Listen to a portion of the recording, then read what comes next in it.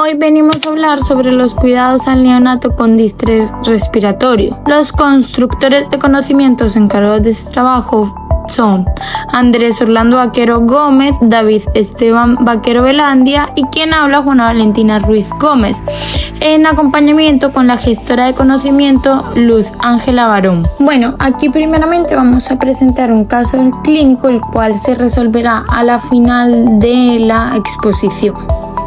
Dice así: neonato de sexo masculino producto de una gestación de 37 semanas, nacido por cesárea sin inicio de trabajo de parto debido a desproporción cefalopélvica y tenía como antecedente una cesárea previa de su primer hijo.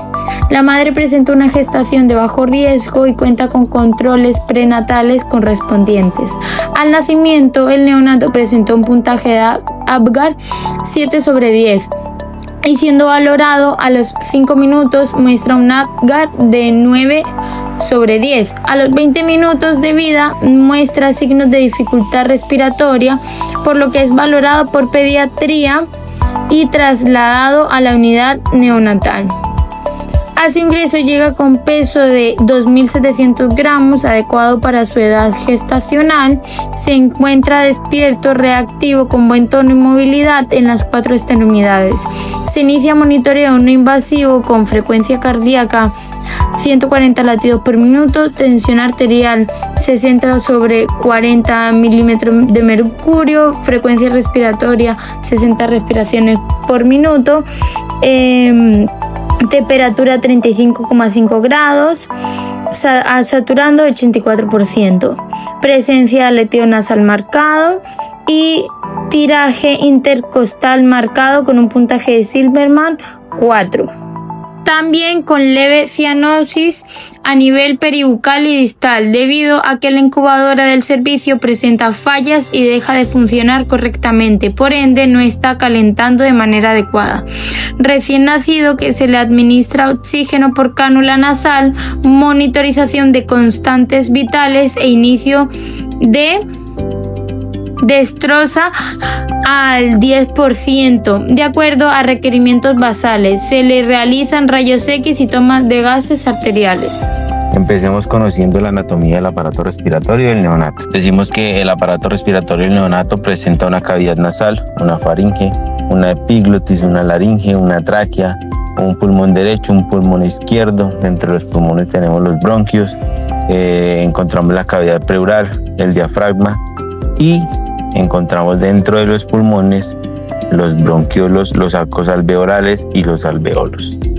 En la imagen continua vamos a explicar cómo las partes de los bronquiolos. Entonces están los bronquiolos, los vasos pulmonares, el alveolo, el conducto alveolar, y dentro de de cada alveolo encontramos la arteriola pulmonar, la vénula pulmonar, el alveolo y la red capilar. Luego debemos entender que existen unas etapas del desarrollo pulmonar, dentro de las cuales la primera etapa es la pseudoglandular, que va de la 6ª a la 16 semanas, y es donde encontramos los bronquios terminales, las células del tejido conjuntivo, los capilares y los tejidos conjuntivos. En la etapa 2, que es la canicular, que va desde la semana 16 a la semana 26, encontramos los sacos terminales, los capilares, los bronquiolos normales. Ya en la etapa 3 encontramos los sacos terminales, que dentro de estas encontramos los bronquiolos respiratorios, los sacos terminales, la fibra de elastina, los bronquiolos terminales y los bronquiolos respiratorios. Y ya en la última etapa o fase de desarrollo pulmonar es la alveolar. Esta ocurre entre la semana 32 y aproximadamente los 8 años de edad, que ya es cuando el pulmón alcanza su desarrollo total y completo, y entre estas encontramos los conductos alveolares, los bronquiolos respiratorios, el epitelio escamoso, los fibroblastos, los alveolos primarios, los capilares, los alveolos, las células musculares lisas, los bronquiolos terminales y la membrana capilar terminal. Seguimos con la circulación fetal y postnatal. Primero que todo debemos saber que en la circulación postnatal el intercambio de gases se hace en los pulmones y la circulación fetal se hace directamente en la placenta. Debemos de saber que en la circulación fetal hay 2 arterias por una vena y en la circulación postnatal hay 2 venas por una arteria. Entonces, en la circulación fetal todo inicia desde la vena aorta, desde la arteria aorta, y desciende toda la sangre hacia las arterias umbilicales internas. De ahí se trasladan a las arterias umbilicales externas y van directa a la placenta. Esta es la sangre que viene oxigenada. En este caso, hace un retorno con sangre desoxigenada por la vena umbilical y llega directamente a la aurícula derecha. Al llegar directamente a la aurícula derecha, uno creería que pasa de una vez al ventrículo derecho, como es una circulación normal. Lo que pasa es que hay un orificio el cual pasa directamente de aurícula a aurícula. Lo que hace es que inhabilita el ventrículo derecho. No lo inhabilita completamente, sino que el 5% de esa sangre va directamente a los pulmones, que es lo que necesitan los pulmones para su desarrollo. Ahora vamos a hablar sobre una de las escalas más utilizadas para ayudarnos a identificar el nivel de dificultad respiratoria que puede estar presentando el neonato, y este es el test de Silberman en Anderson, que se usa para medir el tipo de dificultad respiratoria. Está dividido en 5 parámetros, que es aleteo nasal, quejido respiratorio, tiraje intercostal, retracción external y disociación tóraco-abdominal, siendo los puntajes de 0 puntos sin dificultad respiratoria, de 1 a 3 puntos dificultad respiratoria leve, de 4 a 6 puntos dificultad respiratoria moderada y de 7 a 10 puntos dificultad respiratoria grave. Ya de ahí vamos a hablar de qué es el distrés respiratorio. ¿Qué es? Es una dificultad para respirar que puede ser causada por el síndrome de dificultad respiratoria aguda. Es un tipo de insuficiencia respiratoria pulmonar causada por trastornos que provocan la acumulación de líquido en los pulmones y concentraciones de oxígeno sanguíneo demasiado bajas. ¿Cuáles pueden ser las causas para esto? Intrapulmonares pueden ser síndrome de dificultad respiratoria tipo 1 o enfermedad de membrana hialina, síndrome de aspiración meconial, taquipnea transitoria del recién nacido, asfixia perinatal, displasia broncopulmonar o alteraciones estructurales del pulmón.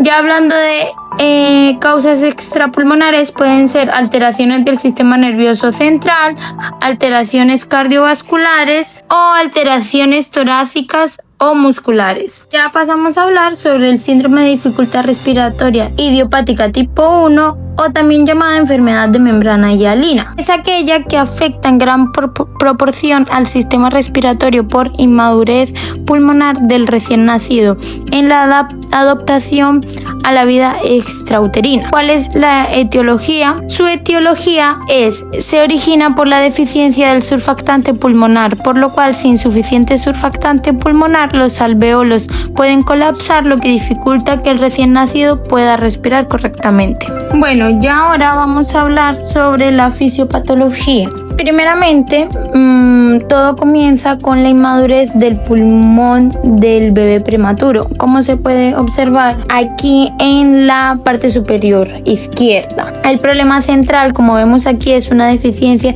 de surfactante pulmonar, tanto en cantidad como en calidad.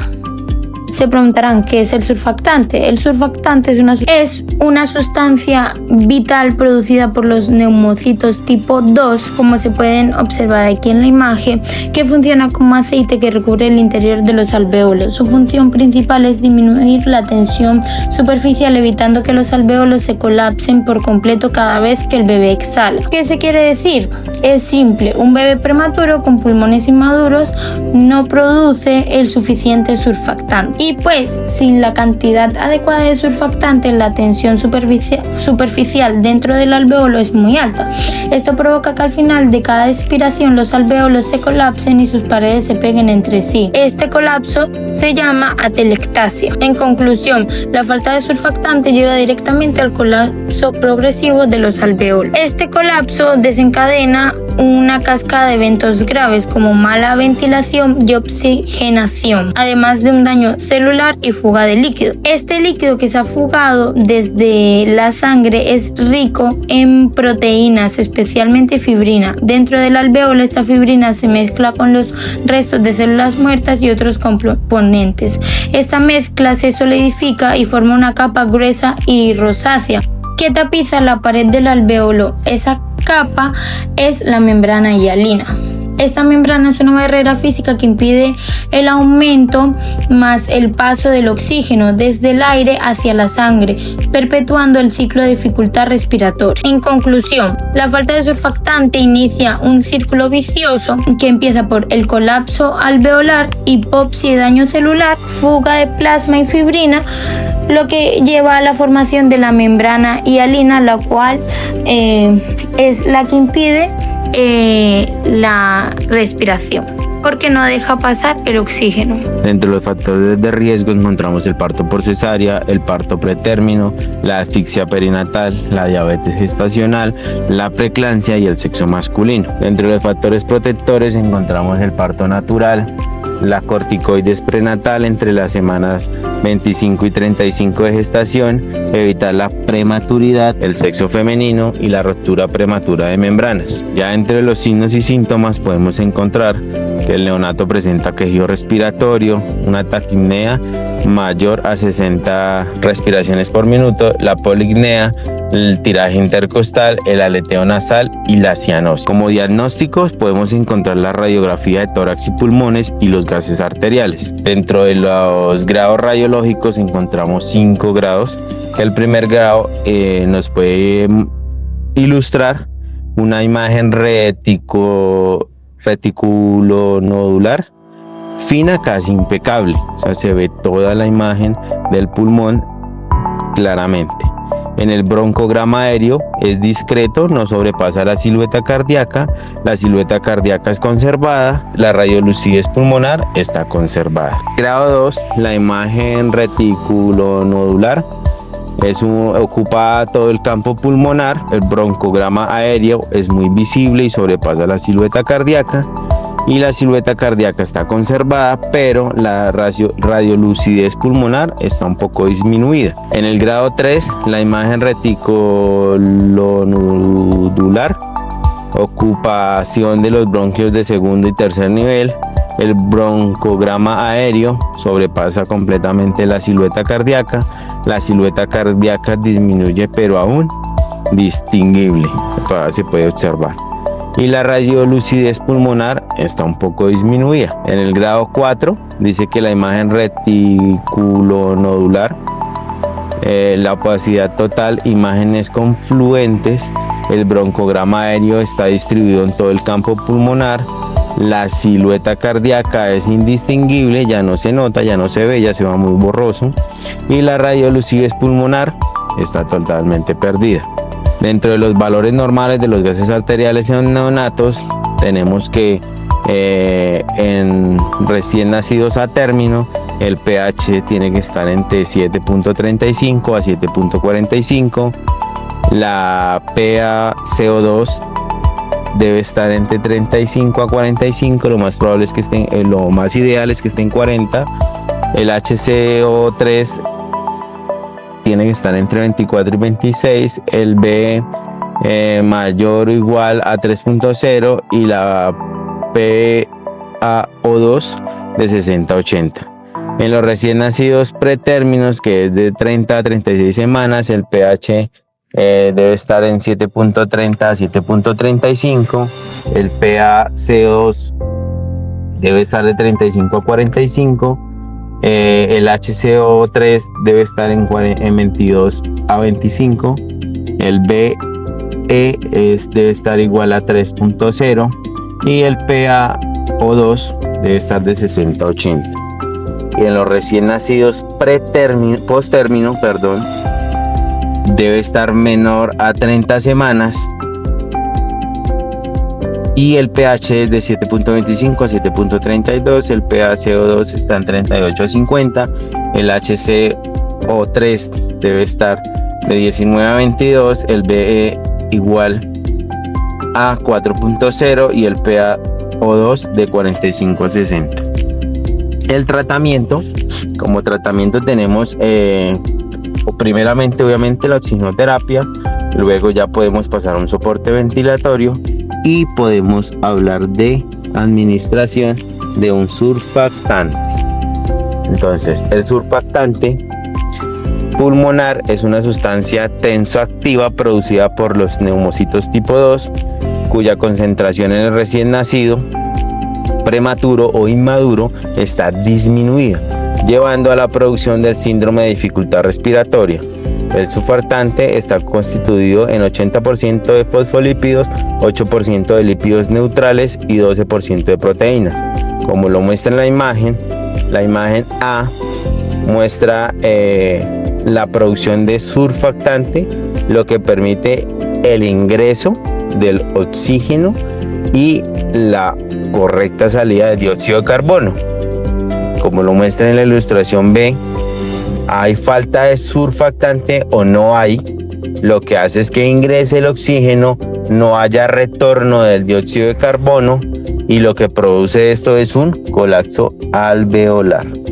Las principales funciones del surfactante dice que es disminuir la tensión superficial del alveolo, aumentar la distensibilidad pulmonar, estabilizar el alveolo y prevenir el colapso alveolar y las atelectasias, facilitar la expansión en la inspiración, favorecer la ventilación-perfusión, mantener un volumen residual efectivo y mantiene la superficie alveolar sin líquidos, en este caso sin proteínas ni agua. Entonces vemos aquí el alveolo que presenta una pared alveolar, una hipofasia acuosa, una interfase de aire-agua y la presencia del surfactante, que al haber presencia del surfactante, como lo dije anteriormente, permite que haya un ingreso óptimo de oxígeno y un retorno y una salida de dióxido de carbono. Los tipos de surfactante: está la primera generación de surfactante, que son sintéticos sin proteína. La primera generación de surfactante contiene dipalmitolfosfatilcolina.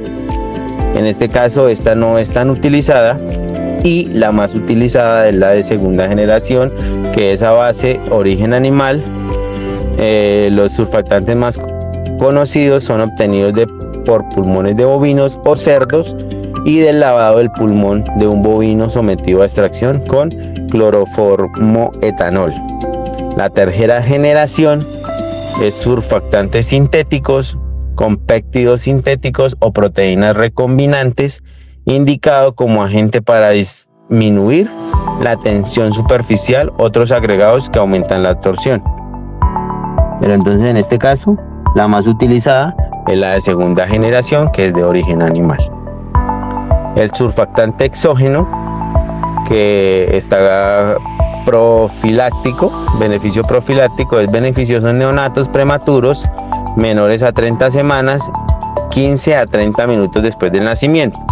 Ya como una dosis de rescate, es ideal en uso precoz.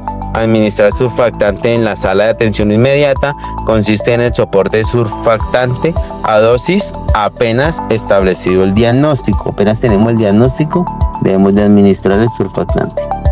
La administración del surfactante, la dosificación, decimos que tenemos dos, que es el Survanta y el Curosuf. En este caso el más utilizado es la Survanta, que viene de 10 miligramos kilogramos dosis, 4 mililitros kilogramo. Y el Curosuf viene de 200 miligramos kilogramos, 2,5 miligramos kilogramos, divididas en dos dosis alicuotas separadas por 1 minuto cada una. La dosis a repetir son de 100 miligramos kilogramos, 1,24 miligramos kilogramos. Preferir este surfactante si está disponible, pero como el más común y el más utilizado es la Survanta, y esto es indicado en neonatos menores a 1.500 gramos de peso al nacer. ¿Cuándo está indicada? La profilaxis de síndrome de distrés respiratorio en el recién nacido, cuando tiene síndrome de dificultad respiratoria tipo 1 y cuando tiene síndrome de aspiración de líquido amniótico meconial. Ahora hablaremos sobre el síndrome de dificultad respiratoria tipo 2, o también llamada taquipnea transitoria del recién nacido. ¿Qué es esta enfermedad? Es un proceso respiratorio no infeccioso que inicia en las primeras horas de vida del recién nacido, pretérmino tardío y a término, caracterizado por un incremento en la frecuencia cardíaca debido a la presencia de líquido amniótico en los pulmones. Esta enfermedad debería desaparecer entre las primeras 24 y 72 horas de vida del recién nacido. La etiología. Bueno, ¿esto por qué se produce? Se produce debido a un fallo en los mecanismos de adaptación respiratoria, específicamente en la reabsorción del líquido pulmonar fetal. Como se puede ver ahí en la imagen, se ve el alveolo con líquido amniótico aún.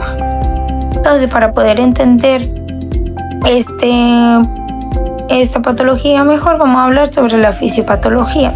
Como todos sabemos, los pulmones de un feto, mientras sigue dentro de la placenta, están llenos de líquido amniótico.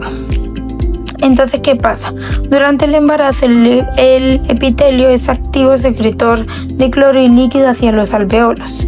Esto tiene que cambiar para convertirse en un activo absorbedor de sodio y líquido en respuesta a la circulación de la catecolamina secretada durante el trabajo de parto. Estas estimulan los canales epiteliales de sodio. El líquido reabsorbido será drenado a través de los linfocitos a la circulación venosa pulmonar. El líquido que no logre ser absorbido a través de los canales de sodio se eliminará como consecuencia de la vasodilatación capilar producida por el incremento en la presión de oxígeno que ocurre en las primeras ventilaciones. El retraso en la absorción del líquido pulmonar es lo que produce esta patología, la taquipnea transitoria del recién nacido.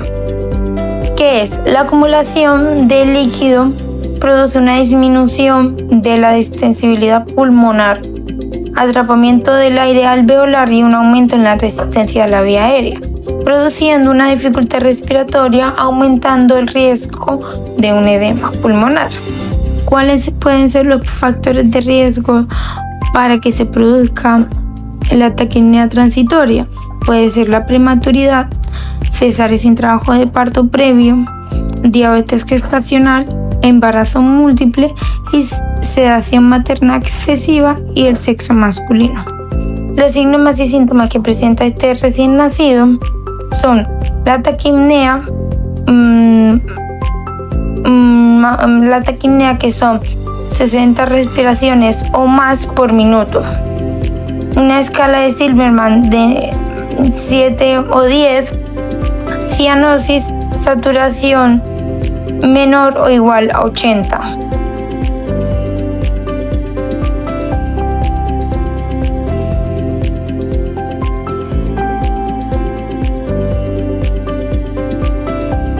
Hablaremos sobre el tratamiento.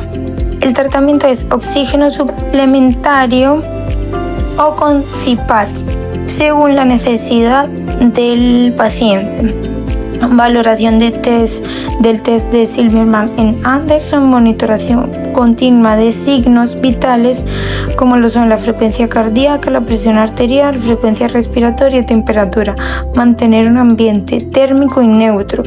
Aporte cuidadoso de líquidos y con destroza al 10%. ¿Cuáles son los cuidados que nosotros como enfermeros debemos de implementar?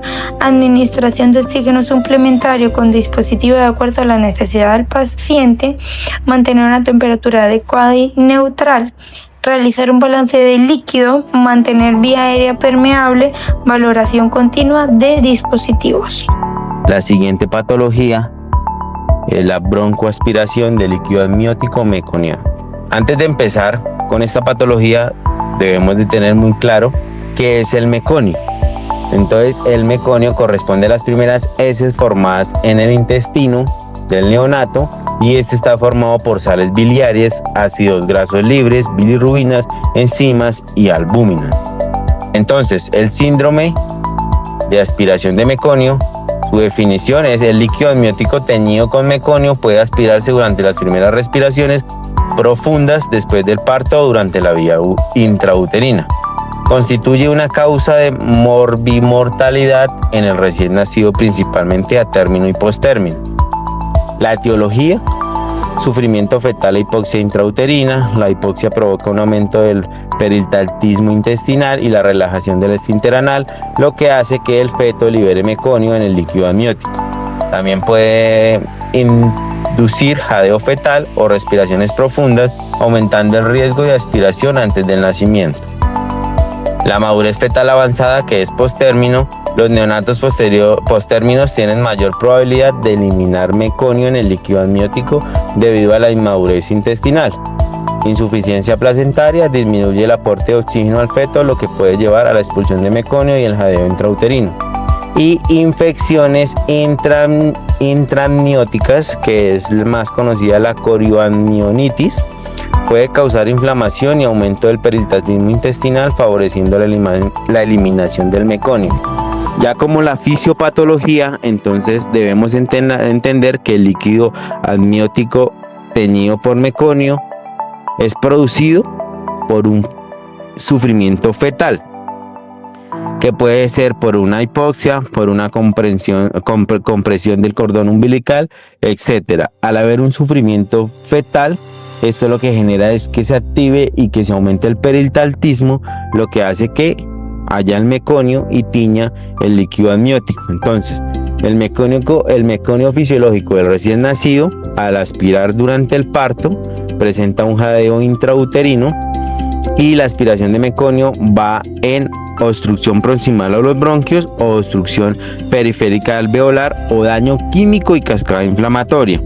Entonces, decimos que la obstrucción proximal de bronquiolos es el atrapamiento aéreo, producen fugas, y la obstrucción periférica alveolar genera unas atelectasias.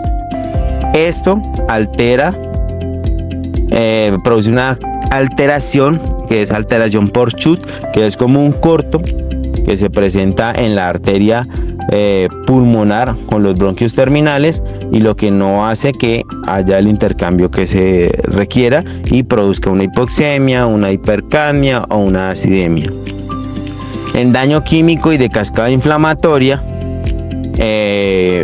dice que produce una neumonitis o una inactivación del surfactante. Podemos decir que hay al haber un sufrimiento fetal, una hipoxia, una compresión del cordón, presenta una reactividad y cambios en la estructura de la vascularidad pulmonar. ¿Qué quiere decir? Que esto genera una vasoconstricción pulmonar, lo que aumenta la resistencia vascular y permite el paso del oxígeno y la salida del dióxido de carbono como se espera. Entonces, al haber esta resistencia vascular y no al pasar la correcta oxigenación, lo que genera es que no le lleguen correcto oxígeno a los alveolos y produzca el colapso pulmonar. Aumenta también lo que yo decía anteriormente del corto, que es el aumento del Schultz de derecha a izquierda por reapertura de la FO y la PAC. Continuamos con los factores de riesgo, que es una madre con antecedentes de hipertensión arterial, diabetes mellitus, tabaquismo, enfermedad cardiovascular o respiratoria crónica. Un parto prolongado, una enfermedad hipertensiva del embarazo, un prolapso del cordón umbilical, una hemorragia materna, un embarazo prolongado menor a 42 semanas, un desprendimiento de placenta y un retardo de crecimiento intrauterino.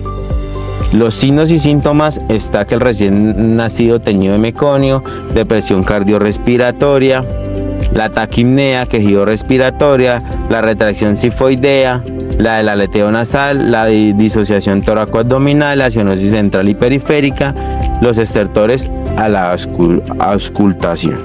Como tratamiento debemos tener presente que debemos de tener a la mano una hospitalización en UCI neonatal.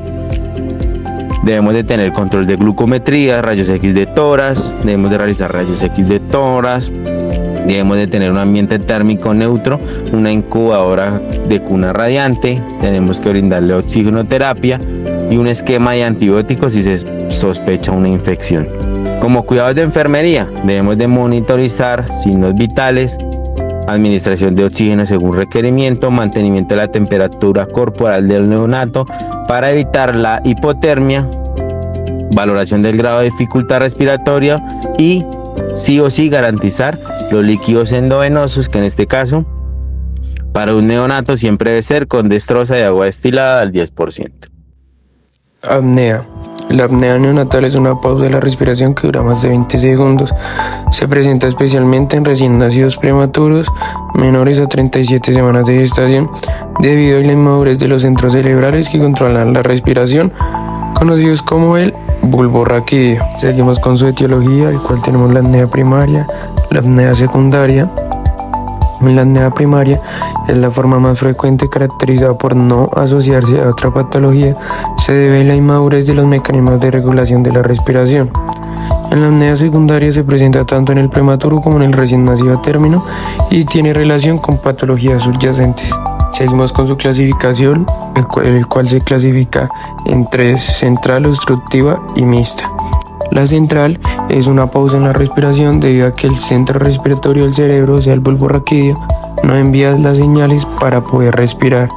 En la obstructiva es una pausa respiratoria en la que el bebé sí intenta respirar, pero el aire no puede pasar por una obstrucción en la vía aérea. Y la mixta es una combinación de apnea central y obstructiva. Puede comenzar como central y luego presentarse un intento de respiración con alguna obstrucción o al revés. Su fisiopatología, pues primero por un lado tenemos el centro del control nervioso, el cual es el bulbo raquídeo. Esta se divide en 3: el primero, grupo respiratorio dorsal, el cual es el que ayuda a regular la respiración. Tenemos el grupo respiratorio ventral, el cual es el que ayuda a regular la expiración, y el centro neumotásico, que es el que controla la capacidad y el volumen de estas. Tenemos que estos 3 grupos de regulación lo que hacen es que envían señales a la modulación de la respiración, y esto lo que hace es que ayuda y controla su frecuencia, la cantidad, y modula toda la respiración.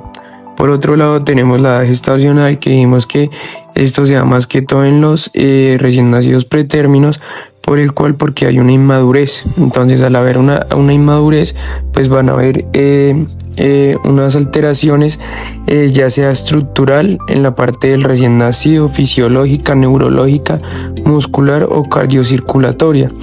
Al haber esta inmadurez, por eso es que se generan esta aparición de esta apnea, porque no hay una buena perfusión, una buena presión de eyección y un volumen de eyección, lo que genera que no haya un buen volumen de corriente y de capacidad. Por eso es que se genera la apnea. Signos y síntomas. Tenemos que el primer signo y síntoma es la palidez, el letargo, pausas respiratorias. Tenemos también la bradicardia, la desaturación de oxígeno y la cianosis. Tenemos los factores de riesgo, el cual pues el primero, la prematuridad. Hay mayor riesgo cuando es menor a la gestacional.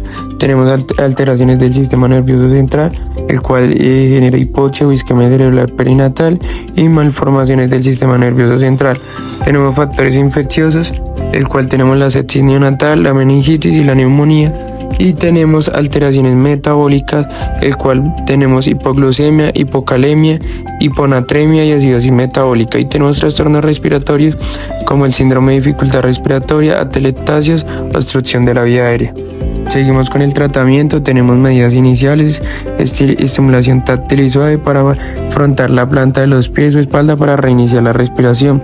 Tenemos el posicionamiento adecuado, pues de cúbito supino o lateral con ligera extensión del cuello para mantener la vía aérea permeable. Tenemos la aspiración de secreciones si hay obstrucción en la nariz, boca o faringe, y la oxigenoterapia, que es el uso de oxígeno suplementario si hay hipoxia, con una saturación menos de 80%. Tenemos el soporte respiratorio CPAP, que este tiene unos componentes del sistema. Entonces tenemos la fuente de gas, la cual administra aire y oxígeno a presión. Tenemos el circuito respiratorio que lleva la mezcla de gases hasta el neonato.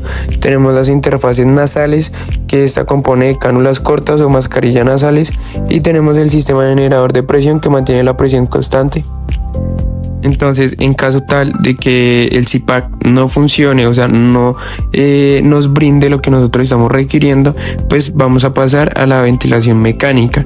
¿Qué es la ventilación mecánica? Es un soporte respiratorio invasivo que administra aire u oxígeno a presión mediante un tubo endotraqueal, reemplazando parcial o totalmente la función respiratoria del recién nacido. Ya pasamos con el tratamiento en base a medicamentos, que tenemos el citrato de cafeína, el cual estimula el centro respiratorio vulvar, mejora la contractilidad diafragmática y disminuye la hipercalemia o la concentración de dióxido de carbono. Tenemos la dosis de carga son 20 miligramos por kilogramo, ya sea vía oral o vía intravenosa, y tenemos el dosis de mantenimiento, que es de 5 a 10 miligramos kilogramo día. Seguimos con los cuidados de enfermería, el cual pues el primero es observar respuesta espontánea, estimulación táctil no dolorosa, evitar hiperventilación o hiperoxigenar al recién nacido, evitar posición con el cuello flexionado o hiperextensión para prevenir la obstrucción de la vía aérea, generar un ambiente termorregulado, evitar acumulación de secreciones orofaringeas y observar signos de alarma como cianosis, desaturación o obstrucción de la vía aérea. Asfixia perinatal. La asfixia perinatal es un síndrome clínico caracterizado por la falta de oxígeno, hipoxia y disminución del flujo sanguíneo, isquemia al feto o al recién nacido en el periodo inmediatamente antes, durante o después del parto. Seguimos con su etiología. La gran mayoría de las causas de hipoxia perinatal son de origen intrauterino. Tenemos que el 20% ocurre antes del parto, el 70% en el intraparto y el 10% durante el periodo neonatal. Seguimos con su fisiopatología, el cual al haber una hipoxemia, lo que se va a generar es una hipercapnia y o isquemia tisular, producto de la alteración del intercambio gaseoso a nivel placentario pulmonar. Al generarse una hipoxemia, lo que va a haber es una mayor glucólisis anaeróbica y va a haber mayor producción del ácido láctico, primero en el músculo, luego en el corazón y finalmente en el cerebro. Al haber una disminución del flujo vascular o una isquemia tisular, lo que sucede es que va a haber una restribución de flujo, ya sea al cerebro, al corazón, a la placenta y a las glándulas suprarrenales. ¿Qué quiere decir esto? Que al generarse la hipoxemia va a producir una isquemia tisular, lo que no van a llegar el suficiente flujo sanguíneo a todos los órganos o a todas las partes distales del cuerpo. Entonces, como respuesta del cuerpo, lo que va a hacer es que va a priorizar o a proteger los órganos principales que ya les había nombrado. Entonces todo el flujo sanguíneo va a ir a estos, pues como para una especie de escudo y protegerlos. Seguimos que al haber la hipoxia y una acidosis, pues van a provocar una depresión miocárdica y va a haber mayor hipotensión y va a producir una mayor isquemia porque está faltando el flujo sanguíneo. Al haber la isquemia va a haber una mayor disminución de la entrega de oxígeno a nivel de los tejidos y va a haber una mayor falta o falla en la eliminación de los productos del metabolismo y la respiración, que es el ácido láctico y el dióxido de carbono. Seguimos con los factores de riesgo, el cual tenemos la hipertensión y preeclampsia, la anemia severa, tenemos edad mayor a 35 años o adolescente menor de 18 años, gestación pretérmino, porque no hay un buen desarrollo del sistema que regula todo lo de la respiración, del sistema respiratorio. Tenemos la coriomionitis y la diabetes gestacional.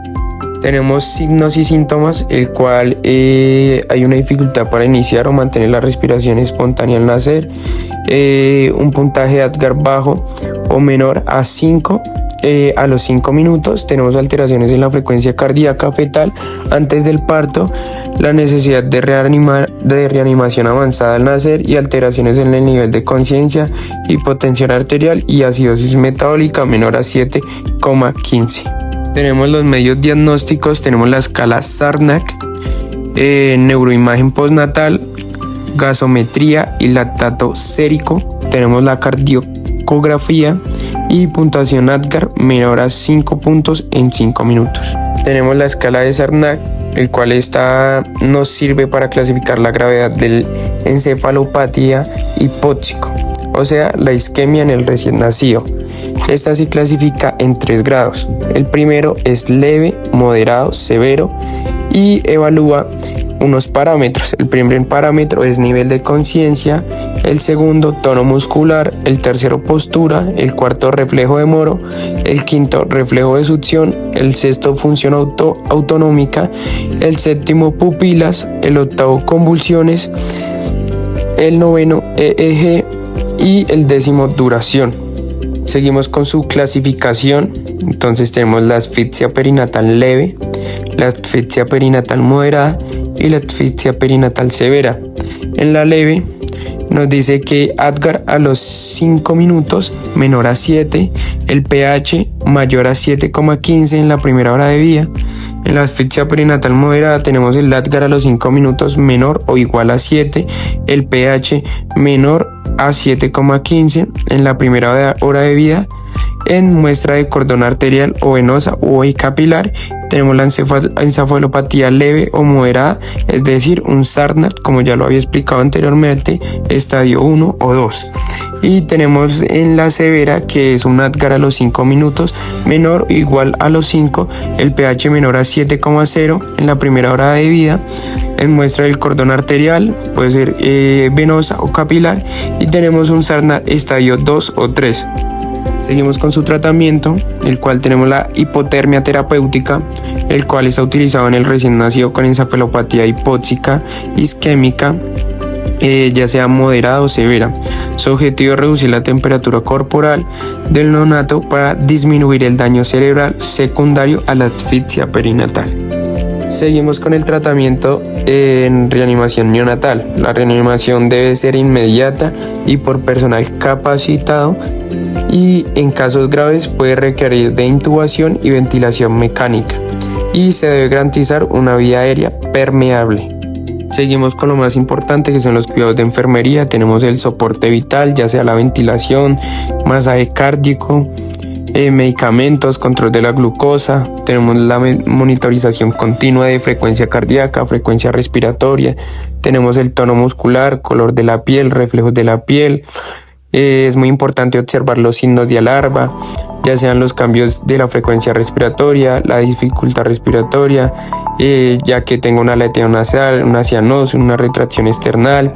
Y tenemos los cuidados de apoyo, ya con el soporte nutricional, prevenciones de infecciones y apoyo y educación a la madre. Dice así: neonato de sexo masculino producto de una gestación de 37 semanas, nacido por cesárea sin inicio de trabajo de parto debido a desproporción cefalopélvica, y tenía como antecedente una cesárea previa de su primer hijo.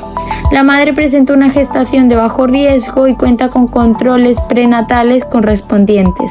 Al nacimiento, el neonato presentó un puntaje de ADGAR 7/10 y, siendo valorado a los 5 minutos, muestra un ADGAR de 9/10.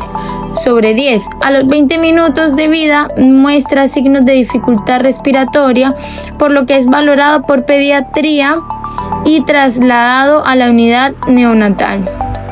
A su ingreso llega con peso de 2.700 gramos, adecuado para su edad gestacional. Se encuentra despierto, reactivo, con buen tono y movilidad en las 4 extremidades. Se inicia monitoreo no invasivo con frecuencia cardíaca 140 latidos por minuto, tensión arterial 60/40 milímetros de mercurio, frecuencia respiratoria 60 respiraciones por minuto, temperatura 35,5 grados, saturando 84%, presencia de aleteo nasal marcado y tiraje intercostal marcado con un puntaje de Silberman 4. También con leve cianosis a nivel peribucal y distal, debido a que la incubadora del servicio presenta fallas y deja de funcionar correctamente, por ende no está calentando de manera adecuada. Recién nacido que se le administra oxígeno por cánula nasal, monitorización de constantes vitales e inicio de destroza al 10%, de acuerdo a requerimientos basales. Se le realizan rayos X y tomas de gases arteriales. Bueno, una vez tomados los rayos X, en la placa de rayos X se puede leer que tiene una congestión periliar o refuerzo de la trama broncovascular, líquidos en las cisuras, o sea, cisuritis, y una hiperinsuflación pulmonar. Ya ahora aquí hablaremos sobre el primer plan de cuidados, que su requisito de autocuidado universal del desarrollo de desviación por la salud es mantenimiento de un aporte suficiente de aire. El diagnóstico de enfermería es patrón respiratorio ineficaz relacionado con un retardo en la reabsorción del líquido pulmonar evidenciado por los signos de dificultad respiratoria con presencia de aleteo nasal marcada y tiraje intercostal marcado con un puntaje de Silberman de 4. Indicadores: el recién nacido es incapaz de mantener un patrón respiratorio eficaz por sí mismo debido a la inmadurez fisiológica y al retardo en la reabsorción del líquido pulmonar, lo que lo hace dependiente de los equipos de oxigenación. El déficit se evidencia por taquipnea, aleteo nasal, quejido respiratorio, retracciones intercostales y hallazgos radiológicos de retención de líquidos. Con NOx de estado respiratorio, ventilación, estado respiratorio, permeabilidad de las vías respiratorias, estado de confort físico y signos vitales. Los NICs: el primero 3302, manejo de la ventilación mecánica, 3320, oxigenoterapia, 3350, monitorización respiratoria, 6680, monitorización de los signos vitales. Justificación: el recién nacido con patrón respiratorio ineficaz requiere apoyo total para mantener un adecuado intercambio gaseoso y prevenir complicaciones con hipoxemia o acidosis. Las intervenciones se justifican en la necesidad de suplir su déficit de autocuidado, favoreciendo la reabsorción del líquido pulmonar y la estabilización respiratoria. La evaluación: el recién nacido presenta frecuencia respiratoria entre 40 y 66 respiraciones por minuto sin retracciones ni fijido. Saturación de 95 o mayor a 95 en aire ambiente. Coloración rosada de la piel y mucosas. Disminución de signos de dificultad respiratoria en un plazo de 24 a 48 horas. Lo que quiere decir que después de todo lo implementado por el plan de cuidados, el recién nacido evolucionó de una manera óptima. Bueno, ahora vamos a hablar sobre el segundo diagnóstico que se realizó para el recién nacido, que está enfocado en el requisito de autocuidado universal del desarrollo, prevención de peligros para la vida, el funcionamiento y el bienestar humano, con un diagnóstico NANDA de enfermería, el cual es 00474, disminución de la temperatura neonatal, relacionado con falla en la incubadora del servicio, evidenciado por temperatura 35.5 grados, también con leve cianosis a nivel peribucal y distal. Con indicadores del déficit de autocuidado: el recién nacido es incapaz de mantener la temperatura por inmadurez en la termorregulación, poca grasa subcutánea y alta pérdida de calor, lo que hace dependiente de equipo de salud. El déficit se evidencia con la temperatura axilar de 35.5 grados y la necesidad de un soporte externo para conservar la normotermia con códigos NOC, los cuales se implementaron fueron 0800 termorregulación, 090002 mantiene temperatura corporal dentro del rango normal, 090003 responde adecuadamente a las intervenciones para control térmico, 090006 disminuye signos de dificultad respiratoria relacionados con hipotermia. Los NICs que se implementaron fueron el 3900, regulación de la temperatura, el 6680, monitorización de signos vitales, y el 3890, que es el manejo de la hipotermia. En la justificación, el recién nacido presenta una inmadurez en sus mecanismos de termorregulación, lo que lo hace susceptible a hipotermia y complicaciones como hipoglucemia, hipoxemia y acidosis metabólica. Las intervenciones buscan suplir su déficit de autocuidado, mantener la normotermia y prevenir riesgos vitales. El recién nacido logra mantener una temperatura axilar entre 36.5 y 37.5 en incubadora o método canguro, con piel tibia y rosada, signos vitales dentro de los rangos normales y ausencia de manifestaciones clínicas de hipotermia durante el turno de observación. Aquí ya se concluiría nuestra exposición sobre el distrés respiratorios y las patologías derivadas por esta. Muchísimas gracias por vuestra atención.